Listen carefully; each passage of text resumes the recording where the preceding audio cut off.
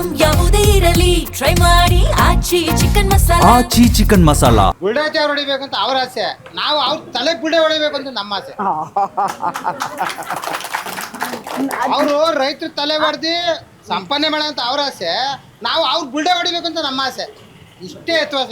ಸುಮ್ನೆ ಇರ್ತಾರ ಅವ್ರು ಬುರುಡೆ ಹೊಡೆದ್ರೆ ನಿಮ್ಮನ್ನ ಸುಮ್ನೆ ಬಿಡ್ತಾರ? ನಮ್ಮ ತಾತನಾಸ್ತಿ ಬಂದು ನಾವು ಸುಮ್ಗಿದ್ ಬಿಡ್ತೀವ? ಜೈಲ್ಗೆ ಹಾಕ್ತಾರೆ ನಿಮ್ಮನ್ನ. ಹಾಕ್ಲಿ ಬಿಡಿ ಮೇಡಮ್ ಅಲ್ಲ, ಏನಾಯ್ತದೆ ಡಿ ಕೆ ಶಿವಕುಮಾರ್ ಜೈಲ್ಗೆ ಹೋಗ್ಬರ್ಲಿವಾ? ಯಡಿಯೂರಪ್ಪ ಜೈಲ್ಗೆ ಹೋಗ್ಬರ್ಲಿವಾ?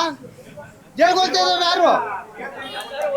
ಇವತ್ತು ದರ್ಶನ್ ಜೈಲಲ್ಲಿ ಅವರೆಲ್ಲ ಯಾಕೆ ಹೋಗಿಲ್ಲ, ಯಾಕೆ ಬಿಟ್ಟಿಲ್ಲ? ಯಾರು ಮಾಡ್ತಿದ್ದಂತೆ ಕೊಲೆ ಮಾಡ್ಬಿಟ್ಟಿದ್ನ ದರ್ಶನ್? ಹೇಳಿ. ರೈತರನ್ನ ಇಷ್ಟೊಂದು ಅಕ್ಲೆ ಬಿಡಿಸಿ ಇಷ್ಟೊಂದು ಅನ್ಯಾಯ ಮಾಡಿ ಅವರು ಅದೆಷ್ಟು 330 ಕೋಟಿ ಸರ್ಕಾರಕ್ಕೆ ಅನುದಾನ ಬರ್ತಂತ ಇದು ಮಾಡಿದ್ರೆ ರೈತರನ್ನ 33,000 ಕೋಟಿ 33,000 ಕೋಟಿಯಲ್ಲಿ ಇನ್ನೊಂದೆರಡು ಫ್ರೀ ಗ್ಯಾರಂಟಿ ಕೊಡ್ತಾರೆ. ಏನ ಅವರು ಇನ್ನೊಂದೆರಡು ಫ್ರೀ ಗ್ಯಾರಂಟಿ ಕೊಡ್ತಾರೆ. ಇನ್ನ 2 ಗ್ಯಾರಂಟಿ ಕೊಡ್ತಾರಂತ. ಅದು ಅವ್ರ ಹೆಂಡತಿರಿಗೆ ಕೊಟ್ಕೊಳ್ಳಿ ಬಿಡಿ, ನಮ್ಗೆ ಬೇಡ. ರೈತರು ಬೇಡ. ಅವ್ರ ಹೆಂಡತಿಯರೇನು ಬಿಟ್ಟಿ ಭಾಗಕ್ಕೆ ಬಾಯ್ ತಗೊಂಡಿದ್ದಾರೆ. ನಮಗೋಸ್ಕರ ಮಾಡ್ತಾರೆ, ಅವ್ರಿಗೋಸ್ಕರ ಮೇಡಮ್ ಮಾಡ್ತಾರೆ. ಅವ್ರಿಗೇನ್ ಲಾಭ ಪಾಪ. ಇದನ್ನ ಒಂದು 2ನೇ ಬೆಂಗಳೂರು ಮಾಡೋಣ, ಈಗಿರುವಂತ ಬೆಂಗಳೂರು ಮೇಲೆ ಇರುವಂತ ಒತ್ತಡ ಕಡಿಮೆ ಮಾಡ್ಬಿಟ್ಟು ಇಲ್ಲಿ ದೊಡ್ಡ ಟೌನ್ಶಿಪ್ ಮಾಡಿ ಅಭಿವೃದ್ಧಿ ಮೇಲೆ ಅಭಿವೃದ್ಧಿ ಮಾಡಿ ಈ ಕರ್ನಾಟಕದ ಇತಿಹಾಸದಲ್ಲಿ ಇಂಥ ಮುಖ್ಯಮಂತ್ರಿ ಇಲ್ಲ ಅಂತ ಹೇಳಿಸ್ಕೋಬೇಕು ಅಂತ ಅವ್ರು ಎಷ್ಟು ಪ್ರಯತ್ನ ಪಡ್ತಾ ಇದಾರೆ. ನೀವು ನೋಡಿದ್ರೆ ಬೈರಮೇಳ ಕೆರೆ ನೀರು ಇಲ್ಲಿರೋರಿಗೆ ಕ್ಯಾನ್ಸರ್ ಬಂದ್ಬಿಡ್ತು. ಇದೇ ನೀರು ಕನ್ಪುರ ಒಳ್ಳೆ ಹೋಯ್ತಾ, ಕನ್ಪುರದವ್ರು ಕ್ಯಾನ್ಸರ್ ಬರ್ಲಿವಾ? ಇಲ್ಲ, ಅದು ಅಮೃತ ಆಗುತ್ತೆ. ಅಲ್ಲಿ ಹೆಂಗಾಗ್ಬಿಡ್ತದೆ? ಇಲ್ಲಿ ಶಾಸಕರವರಲ್ಲ, ನೀವೇ ಕೇಳಿ ಆವನ್ನ ಮಾಡಿ ನೋಡಿ. ಅಲ್ಲಿ ಜನಗಳೆಲ್ಲ ಬೀದಿಲ್ ಕುಂತ್ಕೊಂಡು ಸಾಯ್ತಾವ್ರಲ್ಲ, ಯಾರು ಕೇಳೋರಿಲ್ವಾ? ಏನ್ ಇವತ್ತೇ ನೋಡಲ್ವೇ ಅವ್ರು ಕಾರ್ಯಕ್ರಮ? ಈ ಕಾರ್ಯಕ್ರಮ ನೋಡಲ್ಲ ಮೇಡಮ್, ನೋಡಲ್ಲ. ಚೆನ್ನಾಗೇ ನೋಡ್ತಾರೆ. ಈಗ ಟೈಮಲ್ಲಿ MLA ಕೂಡ ಕೊಡಕ್ ಮಾತ್ರ ಅದ್ ನೋಡ್ತಾರೆ. ಇಲ್ಲಿ ರೈತನ ಕಷ್ಟ ಯಾರು ನೋಡಲ್ವಲ್ಲ. ಯಾರು 1 ವರ್ಷದಿಂದ ಇವಾಗ ಬಂದ್ಬಿಡ್ತಾರ. ನಿಮ್ ಪರವಾಗಿ ನಿಂತ್ರು ತಾನೆ ಮೇಡಮ್? ಅಲ್ಲ 2006ರಲ್ಲಿ ಬಾಲಕೃಷ್ಣ ಅವರು ಮೇಡಮ್ ಕೇಳಿ. ನನ್ ಪ್ರಶ್ನೆ ಮಾಡ್ತಾ ಇದೀರಿ. ನಾವ್ ಹೇಳ್ತೀನಿ, 2006ರಲ್ಲಿ ಇದೇ ಬಾಲಕೃಷ್ಣ ಅವ್ರು ಎಲ್ಲಿದ್ರು? 2006ರಲ್ಲಿ ಇದೇ ಬಾಲಕೃಷ್ಣ ಅವ್ರು ಎಲ್ಲಿದ್ರು? ಕುಮಾರಸ್ವಾಮಿ ಅವ್ರ ಜೊತೆ ಇದ್ರಲ್ವಾ? ಡಿನೋಟಿಫಿಕೇಶನ್ ಮಾಡ್ಬಿಟ್ಟಾರ ಅಂತ ಹೇಳ್ತಾರಲ್ಲ. ಇವರು 2006ರಲ್ಲಿ MLA ಆಗಿದ್ರು, ತಿರ್ಗಾ 13 MLA ಮಾಡ್ಬೋದಾಯ್ತಲ್ಲ? 2006ರಲ್ಲಿ ನಿಮ್ ಪರವಾಗಿ ನಿಂತಿದ್ರಲ್ಲ? ಇರ್ಲಿಲ್ಲ ಅವತ್ತು. ಇದ್ರು, ನಾನು ಇದ್ದೆ.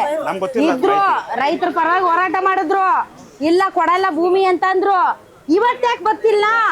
ಹೆಂಗ ಯಾರು ಅಮಾಯಕರು ಇಲ್ಲಿ ಯಾರು ಹೇಳೋರಿಲ್ಲ ಕೇಳೋರು. 2 ಪಂಚಾಯತಿಲಿ ಅಮಾಯಕರು ಅವ್ರೆ, ಅವ್ರ ತಲೆ ಹೊಡಿಬೇಕು, ಅವ್ರ ದುಡ್ಡು ಮಾಡ್ಬೇಕಷ್ಟೇ. ಅದ್ ಬಿಟ್ಟು ನೀವೆಲ್ಲ ಏನು JDS ಅವರ BJP ಅವರ? ನೀವೆಲ್ಲ ಏನಿಲ್ಲ ಮೇಡಮ್, ಪಕ್ಷ ಬಂದಾಗ ಪಕ್ಷ ಮಾಡೋಣ.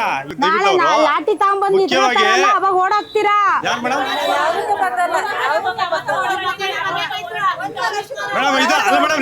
ಲಾಠಿ ತರ್ತಾರೆ, ಅದು ಸಂವಿಧಾನ ಪಾಲನೆ. ಅದು ಲಾಠಿ ತಂದು ಹೊಡಿತಾರೆ, ಅಡ್ಡಿ ತರ್ತಾ ಇದೀರಿ ಅಂತ ಅದೇ ಮಾಡ್ತಾರೆ ಮೇಡಮ್. ಇದೆಲ್ಲ ಇದೇನು ಪ್ರೋಗ್ರೆಸ್ ಆಯ್ತು ನೋಡಿ. ಈಗ ನೀವ್ ಹೇಳಿದ್ರಲ್ಲ 80% ಇದೆಲ್ಲ ನೋಡಿ ಇದೇ ತರದೇ ಮಾಡೋದು. ಇದೇ ರೀತಿಲೇ ಮಾಡ್ಕೊಂಡ್ ಬಂದಿರೋಂಥದ್ದು ಅಷ್ಟೇ ಹೊರತು ನಮ್ಗೆ ಯಾವ ಪಕ್ಷದವ್ರ ಮೇಲೂ ಬೇಜಾರಿಲ್ಲ, ನಮ್ಗೆ ವ್ಯವಸ್ಥೆ ಮೇಲೂ ಬೇಜಾರು. ಯಾಕಂದ್ರೆ ವ್ಯವಸ್ಥೆನ ಇಷ್ಟೊಂದು ಹಗಲು ದೊರಡೆ ತರ ರೀತಿಲಿ ದುರ್ಬಳಕೆ ಮಾಡ್ಕೊಂತಾರ ಅಂತ ವ್ಯವಸ್ಥೆ ಬಗ್ಗೆ ನನಗೆ ಕೋಪ ಅಷ್ಟೇ. ದೇವನಹಳ್ಳಿ ಹೋರಾಟದಲ್ಲಿ ಭಾಗಿಯಾಗಿದ್ರು. ಅವಾಗ ಸಿದ್ದರಾಮಯ್ಯನವರು ವಿಪಕ್ಷ ನಾಯಕರಾಗಿದ್ದಾರೆ. ನೋಡಿ, ನಮ್ಮ ಆಡಳಿತ ಬಂದ್ರೆ ನಾವು ಬಿಡ್ತೀವಿ, ಕೈ ಬಿಡ್ತೀವಿ ದೇವನಹಳ್ಳಿ ಪ್ರಾಜೆಕ್ಟು ಅಂತಂದ್ರು. ಅವ್ರು ಬಂದ್ಮೇಲೆ ಹೋರಾಟಗಳು ನಡೆದು ಬಿಟ್ರು. ಸಿದ್ದರಾಮಯ್ಯನವ್ರು ಬಿಟ್ರು. ಈಗ ಮತ್ತೆ ಕುಮಾರಸ್ವಾಮಿ ಅವರು, ವಿಜೇಂದ್ರ ಅವರು ಬರ್ತಾವ್ರೆ. ಎಲ್ಲೆಲ್ಲಿ ರೈತರು ಹೋರಾಟ ಇರುತ್ತೋ ಅಲ್ಲಿ ಬರ್ತಾರೆ. ನಾಳೆ ನಮ್ದೇನಾದ್ರೂ ಪಕ್ಷ ಬಂದ್ರೆ ಕೈ ಬಿಟ್ಬಿಡ್ತೀವಿ ಅಂತಾರೆ. ಅಂದ್ರೆ ನಿಮ್ ರೈತರು, ನೀವು ಎಲ್ಲಾ ಪಕ್ಷಗಳಿಗೆ ಆಟದ ಗೊಂಬೆಗಳು. ನೀವು ಯಾರೇ ಬರ್ಲಿ ನಿಮ್ಮನ್ನ ಆಟದ ಗೊಂಬೆಗಳಾಗೆ ಬಳಸ್ಕೊತಾರೆ.